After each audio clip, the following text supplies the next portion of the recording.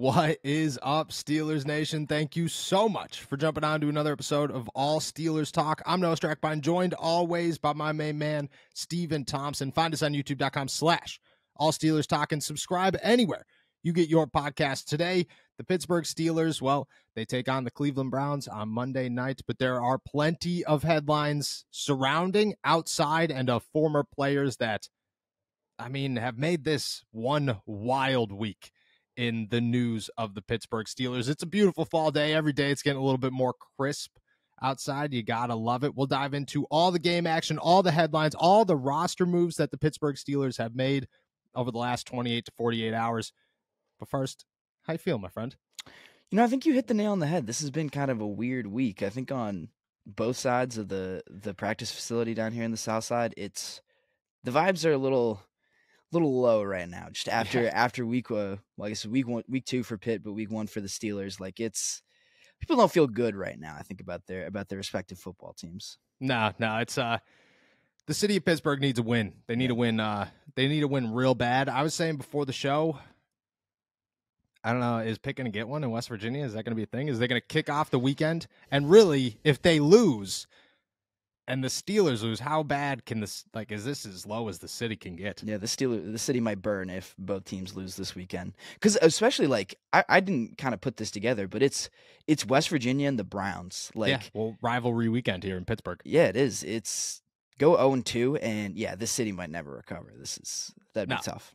They need some wins. Good thing, optimism in every facet for both teams, I feel. West Virginia, terrible team. Shout out to all the West Virginia fans that cover the Pittsburgh Steelers and Pitt Athletics. And then the Cleveland Browns, question marks, but I think a huge part of this is their offensive line got banged up, and TJ Watt's coming off a 3-sack game. And Kenny Pickett, I don't think I've ever seen him struggle like that twice in a row, at least. So nowhere to go put up. Yeah, things are looking up. Let's dive into some moves that the Pittsburgh Steelers have made in the last 24 hours. They put Cam Hayward on IR, shutting him down for at least 4 weeks. He could return in 4 weeks. The timetable right now seems more like 8+. There have been some worries about whether or not that's going to go longer. The core issues when it comes to offensive and defensive linemen are iffy just because they are such big humans, and that's a lot of weight and a lot of power that you're going to put on those muscles. But he'll shut down for at least 4 weeks. They'll take it from there. They elevate Dez Fitzpatrick from the practice squad to the active roster. He'll hang out for as long as needed. It probably means Deontay Johnson, who isn't on IR, might not go on IR, but at the same time, they are preparing to have another wide receiver take his place for the time being. And I think the Braden Fehoko thing, which was the biggest argument that was the expectation. People thought Braden Fehoko would get called up over Dez Fitzpatrick, and then Dez Fitzpatrick would replace Deontay Johnson, would become, I guess, disappeared. But the argument is the Steelers have 7 defensive linemen. They don't necessarily need to bring him up full time. They could elevate him for 3 games before they have to sign him to the active roster. Could give them time to kind of figure out their rotation there. Anyways, Dez Fitzpatrick gets the call up. Your thoughts? Is this a piece that's going to get added to the puzzle and maybe utilized a little bit? No, I don't really expect it to. I like Dez. Dez had a good camp. I don't really see him as a great, special team or anything like that. Yeah. I think he's a good receiver, but this is just filling out depth. This is break glass in case of emergency. You make a good point about they have plenty of defensive linemen. I think, we talked about this a little bit before jumping on, but Fehoko probably does get called up, by the time before kickoff and for the game. But Fitzpatrick seems like the right move at this point for the Steelers right now over Fehoko, just because you are so much thinner at receiver. Calvin Austin will get more chances to actually play some offense, and maybe Gunner get some chances as well. But Dez, I think, is a little bit too low on the totem pole to really get a real opportunity as of right now. Yeah, I kind of feel the same way. It'll be a lot of special teams play, but I do think it adds an outside option, which was my biggest concern. If you were going to lose Deontay Johnson, I expect Calvin Austin to play on the outside. I expect him to be able to do things. But Gunnar Olszewski is strictly a slot guy. Miles Boykin isn't a name that you necessarily trust all the time on the outside. You want options out there. Des Fitzpatrick's a good one to have. I don't expect him to suit up on Monday night. I expect him to be inactive, and then Gunner will be active instead. But he'll get more reps. And I thought Des impressed during the training camp and during the preseason. He wasn't always super active on offense, but I thought he was a really good special teamer. I thought he did make some catches during training camp that put him on my radar, at least. There were times in my 53-man roster that I had him over Miles Boykin. So I do think the potential's there. He's a former 4th-round pick. Like, this guy's done things in the NFL. I think it's a good move for the Pittsburgh Steelers. When it comes to Fehoko, I agree with you. Like, I anticipate he gets called up on Monday night. I don't think he plays. Like, I think he could be the same boat where he gets called up and then he just kind of hangs out, maybe plays a little bit of special teams in the middle, or he's a guy, he makes sense to me, but the Pittsburgh Steelers don't seem to have the same thoughts on Braden Fehoko as I do, or maybe we do. Whereas in this guy's a run stuffer, and he's had some good games in the past with the Chargers, but apparently the Pittsburgh Steelers don't see that this guy's, worthy of a roster spot or even a call up. And they're going to run with Montravius Adams. And I think Fehoko makes more sense against Nick Chubb and company. But if Mr. you don't Chubb. think he's that good, Mr. Chubb, but if you don't think that he's that good, you're not going to put him out there. Whereas in Fitzpatrick's a guy that you'll have him on, you'll have options on who you're going to keep active and who you're going to make an inactive, a healthy scratch on Monday night.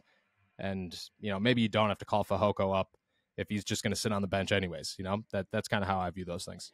Yeah, which I'm kind of, I'm surprised by that too. Like you said, the Steelers clearly don't view Fehoko in the same way that we do. And I thought he was really good during camp. Yeah. Like, I don't know, in a lot, like, I think there were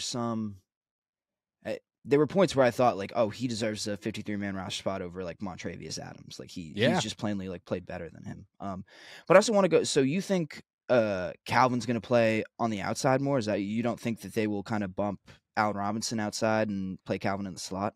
No, I kind of think that because Calvin was an outside guy in college. Like, he played way more outside than he did on the inside.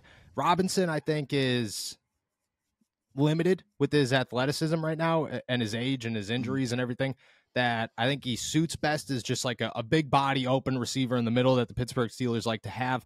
Whereas in Austin, Austin's as fast as they come. He's a go route guy. He's super twitchy. He could run really solid routes. I think you could utilize him somewhat in the same degree that you utilize Deontay Johnson as that X. I don't know. He's clearly not going to be as good as Deontay Johnson in the X, but I do think that he offers that versatility more than Allen Robinson does, which is what they're going to utilize him for. If I had to take a guess, like, I actually picked him up on both of my fantasy football teams yesterday because I think Calvin Austin's going to be like, I don't know if he'll have 100 yards, but I think he's going to be like a 6-7 catch guy. Like, I think he'll be a guy that he's those underneath routes. He's those quick comebacks, those short routes.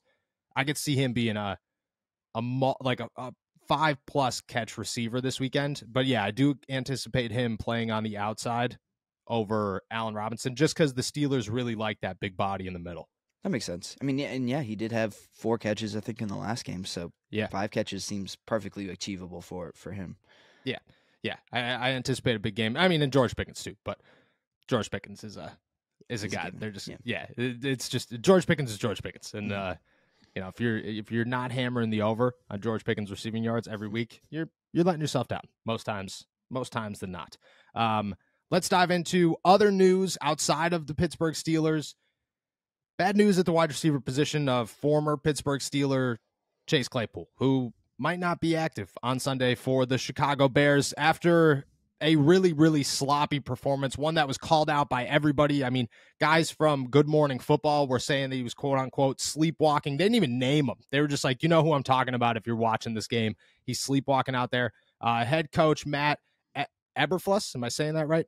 Eberflus was asked about Claypool's performance, and he said this: you all saw the plays that, and again, the perimeter blocking needed to improve for us, and we're going to work hard to get that done. We're looking at all the possibilities right now. I'm not going to talk about who's going to be up or down for the game right now for obvious reasons.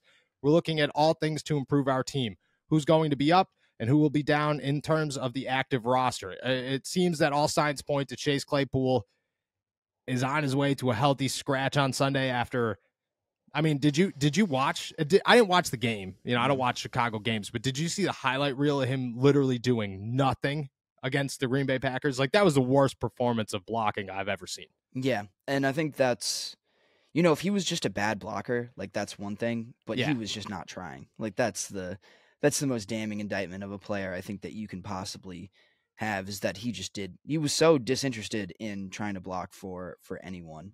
Yeah. It was really bad. So you start to question, and I think this is something that we have talked about before, but like, does he like football? You know, does he like playing football? Like, I think that's genuinely an open question at this point. Yeah, I agree. I agree. And that was the thing, is we talked about him even before he left. Like, me and you would get on here and we talk about, oh, Chase Claypool, like, doesn't even try when it comes to blocking. And I think Chicago was like, oh, he's a big body. He's going to be the guy that leads all the charge in these screen passes and so on and so forth. And then they got one look at it and they were like, wow, this guy doesn't even try out here. Like, he could just care less. I mean, I agree with you. I think at this point you really do have to ask if Chase Claypool is given 100% to his football career. And I hate to do that to somebody. I hate to be the guy that judges somebody off of play like that and says, hey, you really committed to this game. But there are a lot of guys out there that fight every single day to be in the NFL. I think Chase Claypool was born extremely gifted and obviously has all the measurements and the body to go along with this game and make it into something great. And I just don't think that he puts the work in, and I don't know firsthand. Like, this is all guess, but my assumption is that this guy just doesn't work to get better in areas that he needs to get better in. And Chicago's had enough of them. It doesn't, at this point, it doesn't even matter. Like, Joey Porter Jr. could stink, could do nothing throughout his entire career. The Pittsburgh Steelers, at bare minimum, tie that trade. Like, you didn't lose anything in Chase Claypool. You lost a guy who progressively does not care about the game, and in a contract year. Like, this is it. Like, you don't have a good year this season, who knows what happens, but this is the NFL. Wide receivers come and go like there's no tomorrow. Jarvis Landry's still sitting out there in free agency. Anthony Miller is a former second-round pick. He barely lasted after leaving the Chicago Bears. These guys dip all the time. Like, there's nothing guaranteed at the wide receiver position. If you're that bad, maybe somebody picks you up, but they're not going to give you much of an effort or much of a chance to be one of their top dogs heading into the season. I think this is the beginning of the end. Yeah. And I think you make a good point. Like, he was born in such a good like he was born with so many gifts. Like, at the very least, if he was working hard enough at it, he could be a fantastic blocker and like a good special teamer. Like, he just has the kind of athleticism for it. But he just, like, that's the thing. He doesn't need to love football. Like, that's not a requirement for a human being. But like you said, there are people who like sweat and bleed and work so hard for a roster spot in an NFL football team. And I think there's so many people who might have seen Chase Claypool play the way he did last week and thought, wow, this guy gets a roster spot over me. Like, why? You know, it's got to be frustrating if you are a guy who's battled so hard for a spot in professional football, then to watch that and think, wow, a guy who's literally not even trying is getting an opportunity over me. Yeah, and the craziest part there is, you said, like, oh, you just have to be good at blocking. You have to be good. Like, that was, I remember, like, Chase Claypool was the first draft I ever covered, and that's all Mike Tomlin talked about. That's all Kevin Colbert talked about, was how this guy at the Senior Bowl stood out, because they just couldn't believe how much effort he was putting in on special teams. Like, this guy was just a special teams fiend. He was a guy that loved to be out there and work hard, and that's all he was talking about in his opening press conference was, yeah, man, special teams is a huge factor in my game. I pride myself on it. Like, it was all the indications of this guy loves to work hard. And no. It went out. I mean, maybe it got to his head. Maybe, you never know what happens once you get into the league. Maybe it's too much for him. Maybe he's just not that good. I have no idea. But this is it's a sad decline for Chase Claypool, one that I hope he pulls himself out of, but doesn't look very likely. The good thing for the Pittsburgh Steelers, there's no conditions. Like, right. They already took the draft pick. This is not an Aaron Rodgers situation. Like, this is it. Yeah, that's crazy. I didn't even think about that. Like, when, not to change the subject, but like when Aaron Rodgers went down, like where do you come from? Packers? Packers. They won't even get a pick because he won't play. Like that's dropped to wild. a second, which I mean, and that's in the Chase Claypool situation would drop to a third. But luckily, Marcon's like, nah, we're gonna do this right now. This is gonna be the easiest road in the book, easiest rule in the book, easiest trade in the book, whatever you want to say. And Chase Claypool might be getting benched again. Wish him all the best. Hope he turns things around. Right now, not looking very good. What's up, guys? I have super exciting news to share with you. We have merchandise from t-shirts, hats, sweatshirts, and hoodies, and plenty of designs from Pickens to Pickett, Muth, Bleed Black and Gold, and of course, all of your All Steelers talk gear, all available at blackandgoldapparel.myspreadshop.com or on the store tab at our YouTube page. We cannot thank you guys enough. We would not be here without each and every one of you, and it feels awesome to be able to represent the AST brand and to spread that representation out to all of Steelers Nation. We know that you guys and us, we are one, and this has been one hell of a ride. Again, we cannot thank you guys enough. Check out everything at blackandgoldapparel.myspreadshop.com or on the YouTube page, or the store tab, on our YouTube page to get all your AST gear and whatever t-shirts, sweatshirts, shorts, nuddies, coffee mugs that you're thinking. Again, thank you guys. More news and notes here. Ben Roethlisberger's name has emerged in a very, I don't know, take it as you will, headline of the New York Jets quarterback situation. Speaking of Aaron Rodgers, they're looking for a veteran. Zach Wilson is their guy right now. Robert Saleh has made it very clear. They're not looking for a veteran to come in here and start. They're looking for a veteran to come in here and support their young quarterback, much like Aaron Rodgers would. Ben Roethlisberger is a name that right now is, quote-unquote, a wild card candidate to be that option, to be that veteran backup for Zach Wilson here. Two things that I think very much so stand out to me. It's been a full year. Ben Roethlisberger seems very happy. Seems like he's drinking a lot of beer on these podcasts and eating a lot of junk food. Is he ready to play? Could he come in here to play? Do you think that Ben Roethlisberger could still play football? And two, do you think there's any chance Ben Roethlisberger would take a backup job in the NFL? No, not at all. Like, that guy has, I don't want to call it an ego. I don't think but like, he's done too much in this league, and I think has too much pride in his work to ever, especially a backup job to Zach Wilson. Like, are you kidding me? Like, this is, there's not a chance in how he's going to take a backup job. Like, if he was taking one to, Rodgers or Patrick Mahomes or Tom Brady or something like that, like, I think he might consider it. He might understand it a little bit more, but there's no chance that I think he has a little bit too much of a, like I said, I don't want to call it ego, but I think that's really the best word. Pride. Yeah. Pride, like in who he is to take a backup job like that. And then, I think you also bring up a good point. Like, don't think that guy's in any shape to play, which, like, perfectly within his right. Like, he doesn't need to. Like, he's not playing football. Like, but dude, he's 41 years old. Right. Everyone should be drinking a lot of beer and eating junk food at 41 years old. That's how everyone's life should go.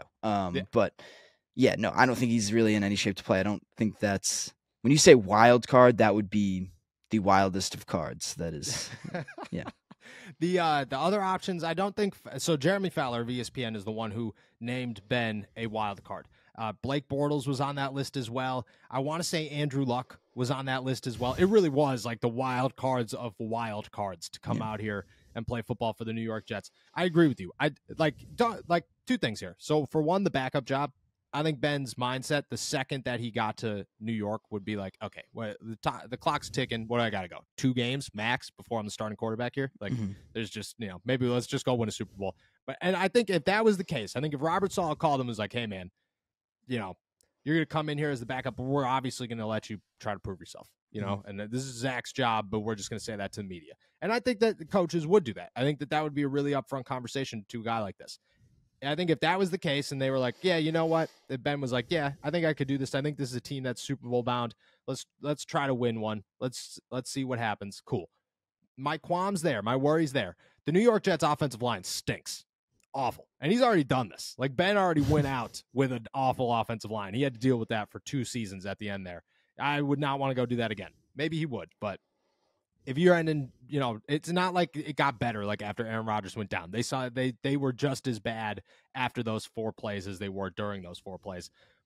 I think he could come do it because Ben, I don't know if Ben ever worked out a day in his career. Like I just, that's just drinking beer and not throwing footballs. That's just who Ben Roethlisberger was, and he's a Hall of Famer with it. So maybe you could pull that off at 41 years old.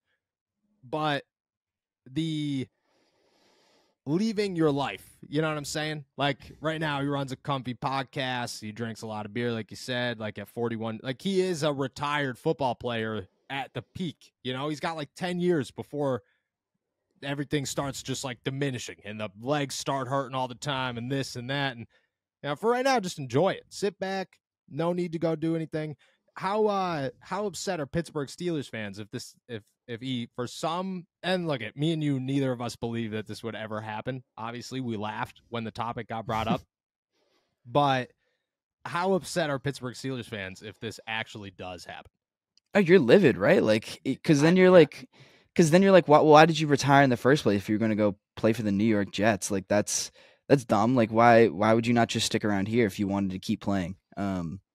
You know what I mean? Like, if you're gonna revive your career, do it for us. Like, our quarterback stunk last week. No, I'm kidding. I know. What if it does? What if that's the thing? Because Ben was pretty open about how, like, oh well, they didn't want me back after that final season or whatever. They wanted a new quarterback. And what if he was like, well, I'm coming back for the Jets. Maybe I'd come back for Pittsburgh, give a little phone call, being like, hey, look they want me. Maybe you guys want me too. Let's see, everybody's in a bad situation right now. Let's see if I can fix it. Yeah, just start a bidding war over 41-year-old Ben Roethlisberger. Let's do it. Yeah, that'd be pretty incredible. But yeah, I don't know. I don't think Ben. I think Steelers fans would. I think Steelers fans would genuinely hate that so much. Like, especially if he like won and he was good, it would be like if he stunk, like no one would really care. But if he was really good, that'd be the worst thing that like ever happened to this. Dude, imagine if somehow they ended up in the playoffs facing each other. That would be weird. Be heartbreaking. I'm trying to imagine Ben in a Jets jersey, and I can't do it. Yeah, I don't think I can. That stuff doesn't work out. It goes up there with the. Like, I think everybody got used to Tom in a Tampa Bay jersey, but I think Tom in a Tampa Bay jersey was one of them. Favre in a Jets jersey was definitely one of them. Montana in a Chiefs jersey, super, super weird. Yeah. You could go down the line, but they're, like, I think it would be up there with, like, just, like, what did we do? Why? Why did we do this? Right.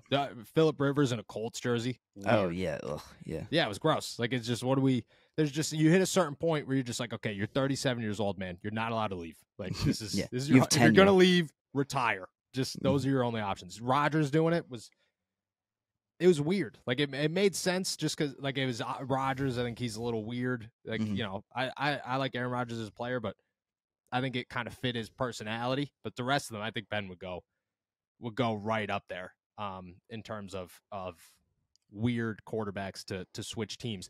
What would be more realistic here? Okay. Andrew Luck coming out of retirement to play for the Jets, Tom Brady coming out of retirement to play for the Jets, or Ben Roethlisberger coming out of retirement to play for the Jets. Those are 3 names that just continue to get tossed around out here. Well, Andrew Luck is like physically incapable of playing football, right? Like he's like not, he's just not. He's like 130 pounds. Yeah. Yeah. Well, I mean, okay, to be fair, you've seen a picture of Tom Brady over the past couple, like. Yeah, but Tom Brady's like, Tom Brady's like 130 pounds because his body hasn't like eaten a carb in 15 years. Yeah. Andrew Luck's like living in trees and stuff, I feel like. Yeah. Yeah, that's true. But like Brady, I also feel like could play at 130 pounds and he'd be like, all right, like he'd figure it out. So I think Brady's honestly the most likely one. Like, it's also so funny that we've got like 2 like tiny dudes. Like Ben has gone in a completely opposite direction in his retirement than Brady and Luck have. Like, oh yeah. It's interesting, but yeah, no, I think Brady'd probably be the most likely one, right? Like, he's just a little bit of a freak, and he like I said, could play in a not ideal playing weight, like at a not ideal playing weight, like even if he's not totally in shape, like he's the one I think best suited for success after taking. Has it only been a year? How long is he? I think Brady's a year. Yeah, it was last year. No, yeah, he played 0 years. Yeah, he stunk it up in a playoff game last year. He did. I remember that. He did. Yeah, it was a good moment for you, probably. it was pretty funny. Like that would be funny if anyone like flopped in a playoff game that bad, but the fact that it Okay, was so him was you have firsthand experience here. This is actually really good. So you have firsthand experience of what this is like. For everybody who doesn't remember, as we bring it up constantly, Steven grew up a New England fan. Gross. Watched Tom Brady leave, go to Tampa Bay. Okay. Say Ben ends up in New York, ends up in the playoffs. You rooting for him or you rooting against him? Like what was the mindset there? You enjoying that he flopped, or are you like, kind of wish that he pulled this one off again? well. So I enjoyed watching Brady like lose. Like that was as soon as he left New England, I was kind of rooting against him. I was never like he was good for the Patriots, and I like liked him, but I think I liked him pretty much only because he was a Patriot. Like Okay. I didn't like have some kind of great appreciation for him, like just as a player. I think whether it's weird, but go ahead. I'm listening. well, yeah, I don't know. Greatest So quarterback of all time, but go ahead, keep going. well, yeah. No, I have an appreciation for that, but I wasn't like, oh, I love Tom Brady, like he's my favorite player. Like as soon as he left, as soon as he got out of that Patriots jersey, I was kind of like, okay, that's done. And then he was just he was what everyone else sees Tom Brady as. I think that stinks. Especially after he won that Super Bowl with Tampa Bay, I was kind of like, all right, this is someone like when they did the Brady retirement thing last week, or the like they honored him at the Patriots game last week. I was kind of like, okay, sure, like cool. I wasn't really, I don't know, I wasn't like shedding tears or anything. It was so, but I think Ben is different. Like I think Ben has. I think Ben has a much closer emotional bond with Pittsburgh than Tom had with New England. Like Tom just won there, and I think that earned him a lot of love there. But I don't think he's like a. Is he's there like any a New emotional England connection guy. in New England? Like, does New England? Because like your head coach is Bill Belichick, who's the least emotional human being on the planet. Right. You're in Boston, who's just a bunch of loud, non-emotional humans. What like is there even a? Do you guys even know what emotional connection is? Like, do you have? Is there anybody who's like, oh man, that guy loves that guy? I mean, there are plenty of like David Ortiz was that way. Like everyone loves that guy. Yeah, David Ortiz is true. Yeah, but he's yeah. But like that's true. Brady was just not. Brady was good, like Brady's reputation was built on his football, not necessarily like, oh, he's this huge like giant in the community, like he's some figure pillar of like Boston society or whatever. Like no one thinks of him in that same way. Whereas I think Ben has a little bit of a different pull in Pittsburgh, and so if he's not playing the Steelers, you might, I think, be a little bit more inclined to actually root for him and pull for him. Yeah, okay, I agree with that. Yeah, that last game that Ben was at, that last home game against the Browns, I've never seen a Steelers crowd better than that one. So I see where you come from. I agree. All right, let's move on from Ben Roethlisberger. Hopefully, forever, so that he doesn't have to become a New York Jet. But we'll see what happens. Let's talk about the Cleveland Browns. Show up on Monday night. Pittsburgh Steelers 0-1. Cleveland Browns 1-0, coming off a very impressive win over the Cincinnati Bengals. Shut down Joe Burrow.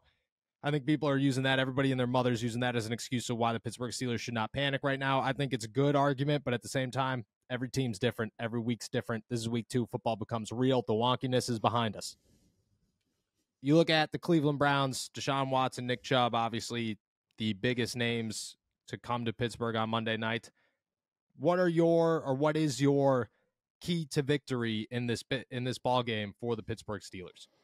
Well, I think it kind of falls on the defense, and I think you got to make the Browns one-dimensional. I think you got to force Deshaun Watson to make some plays. Like you got to limit Nick Chubb. Like he's going to get his. He's going to go for at least 60 yards and a touchdown. But if you can do enough to limit him and force Deshaun Watson to make some plays, I think that's where you can start to really take advantage of that offense, and then make life a little bit easier on your offense, which is struggling right now and has been struggling, I guess, for a while. So, but I think the offense is going to come along, quite honestly. Like I have a lot more faith in their ability to put some points on the board this week than the defense's ability to keep points off the board for the Browns. So I think I think the defense is really going to tell it's Pittsburgh's defense versus Cleveland's offense that is really going to tell the story of this game. It's going to. Yeah, I agree. The defense obviously huge. The inside linebackers I think are huge. The defensive line, how you overcome Cam Hayward's injury, huge. Just like I agree with you. Like shutting down Nick Chubb is as hard as it gets in the NFL. And if you do that, you gain a huge, because I just don't have faith in Deshaun Watson right now. He's shown me nothing. He didn't look good in week 1. At no moments have we been like, oh, Deshaun Watson's back, man. Look at this guy. No, and I don't think he'll ever be back. Like, I think you take that much time off of football and you deal with everything that Deshaun Watson had to deal with or put himself through, you have a really low chance of bouncing back and being the player that you were before all that. I think Deshaun, just like you said, like you put the ball in Deshaun Watson's hands, you say, hey, Deshaun, you got to go win this. I think the Steelers walk away with a victory, but shutting down Nick Chubb is as hard as they come. Like that is as difficult as it comes. Just to add on to your defense here, Dwan Jones said that he sees that TJ Watt likes to open his chest up a little bit when he's rushing off the edge, and he thinks that his length is 6'8" arms, 36.5-inch wings or arm length, whatever it is, has the ability to kind of give him a little hit, stop him, slow him down a little bit. Sure. I don't I think we'll see what happens there, but I think TJ Watt's huge in this one. You know, yeah. Like I think stopping Nick Chubb, it goes to the middle of the field more, but when Deshaun does drop back, like if TJ could just be an absolute monster over there and just give him no help at all, you take such an upper hand in this game. You know, you've essentially removed their quarterback, or you force them to find a way to double team TJ Watt, and then you got Alex Highsmith on the other side, and that's not ideal for anybody. So I think that would be huge. I do agree. I think the defense is so big in this game, and it's going to be a defensive battle. I'm actually very excited to see what they can do against Nick Chubb, just because last week Christian McCaffrey is a different animal. You know, like you got to worry about Christian McCaffrey 100%. But when they ran up the middle with Christian McCaffrey, they didn't have like all the success in the world. They did at times, but at other times they were like, the 49ers kind of struggled. When you bounced it outside, it was huge. When you started working the play action and when you started, the passing game is what was really the killer. Yeah. Well, I was going to say, go ahead. No, finish it. No, go ahead. The Browns don't have a Brandon Ayuk or a Deebo Samuel exactly. or a George Kittle that you have to work. Well, Kittle didn't play? Yeah, Kittle played. Oh, Kittle played. Yeah, so you've got, 3 other guys that I think you're worrying about on top of Christian McCaffrey. The Browns don't really have that, they don't. They got an old Amari Cooper. Yeah, and everyone keeps telling me that David Njoku is good.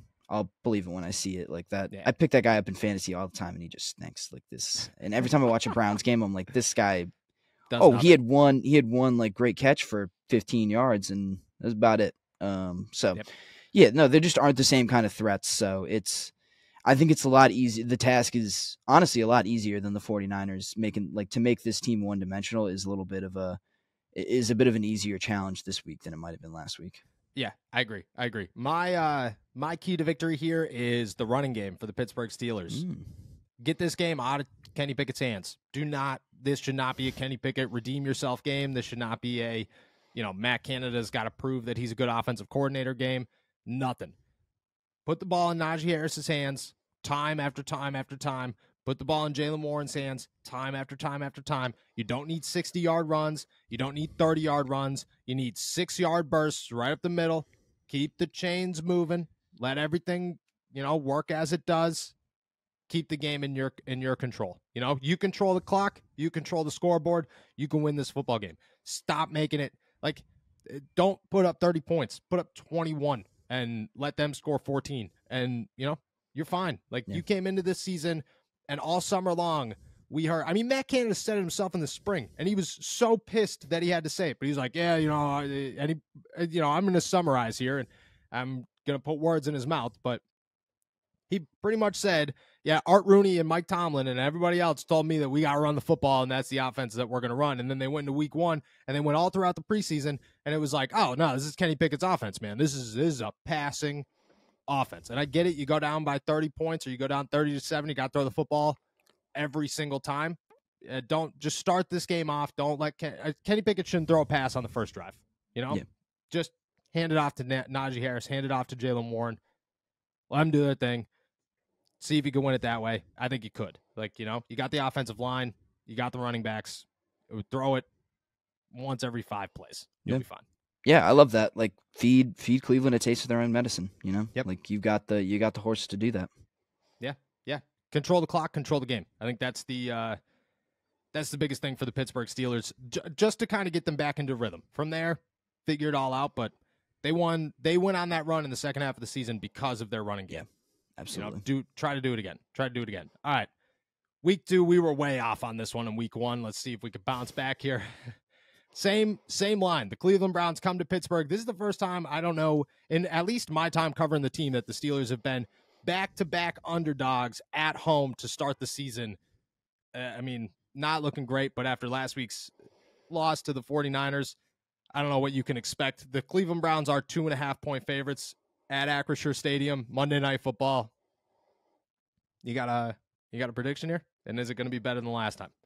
I sure hope so. I do think it'll be another tight one. I'm thinking the Steelers do win and they cover. I'm thinking like a 23-16 type of thing. 23-16. I like that one. Yeah. A lot of defense? You think there's a lot of defense? A lot of AFC North football, baby. That's hot in the kitchen. Red hot kitchen. Painting the barn red on both sides. That's Love right. it. 2.5 points. Man, I will be honest. I will be very honest. There's a big part of me that thinks the Cleveland Browns are going to win this football game. Big part of me. And I don't feel good about that. I won't put that into the universe. I will not. That's not how you don't manifest things, by telling the universe, hey man, I think the Browns are going to win this. But there's a part of me that is internally battling with Nick Chubb's going to be tough to stop. That defense looks pretty okay. I don't know what to expect from Kenny Pickett yet. I have no idea what to expect from Kenny Pickett yet, because he looked so bad that I just don't know if you bounce back from that in 1 week. I just don't. I think if you follow the game plan that I laid out there and you run the football a lot, I think you do walk away with a win. I'm going to say the Pittsburgh Steelers win this one. I'm going to be honest. I don't feel good about it, but I'm going to say the Pittsburgh Steelers win this one. I'm going to go, oh man, I'm going to go 17-14. Pittsburgh Steelers. Chris Boswell wins it at the end. It is a defensive battle. I don't think Kenny gets things rolling this week, but I think he does enough. He doesn't turn the ball over, and I think Najee Harris and Jaylen Warren find their way to the end zone, at least maybe just one apiece. And then, like I said, I think Boz puts it away there at some point. It doesn't have to be a last-second field goal, but I think at some point he puts this one away, and the Cleveland Browns aren't able to do enough. 17-14. I hate low-scoring games. They're just as boring as they come. But if it's a good defensive battle, I'm all about it. So we'll see. Last week, we were a little bit too optimistic. Let's hope we turn that one around this week for the Pittsburgh Steelers. Like I said, if they lose, blame that one on me, because I just tossed that one right out there to the world to hear. And I tried to tell myself don't do it, but I got to be honest with everybody who listens at all times. With that, we're heading out of here. Thank you guys so much for jumping on to another episode of All Steelers Talk. Make sure to subscribe to us on YouTube, youtube.com/All Steelers Talk, and find us anywhere you get your podcasts. As we approach Monday Night Football, obviously the Pittsburgh Steelers are dealing with some injuries, dealing with some headlines. Ben Roethlisberger might sign with the Jets by Monday. Who knows? Follow all that at allsteelers.com, and the Backyard Brawl updates and whether or not Pat Narduzzi's got this game on wrap and could hand an L for old time country roads, or take me home country roads. How many times have you heard that this week? It's a good question. Only twice, I think. I heard it twice they've been walking into the stadium yesterday. Yeah, they've been blasting it all week I think he's just trying to annoy the guys. So when they hear it for the first time, they just go nuts and they just go feral and they It is the worst pump up song of all time. I listen to it just walking by and listening to it every day. I'm just like, why? How do you have any energy right now? This is the slowest song of all time. But West Virginia, man, can't expect anything less. As that game approaches, comes and goes, find all that at InsideThePanthers.com. We will be back on Tuesday, actually. Huge announcement here. Should have said this at the beginning of the show. That's on us. Games on Monday night. Obviously, we're not going to do a podcast on Monday morning to talk about the game on Monday night. Much rather do a podcast on Tuesday morning, talk about the game on Monday night. So we will be back on Tuesday. I will be back on Monday. Going to toss a couple of videos out there on YouTube to kind of keep the content going and make sure you guys have all the updates as we head into Monday Night Football. Enjoy a beautiful weekend in the Berg. Nice, crisp fall weather for some football. Peace.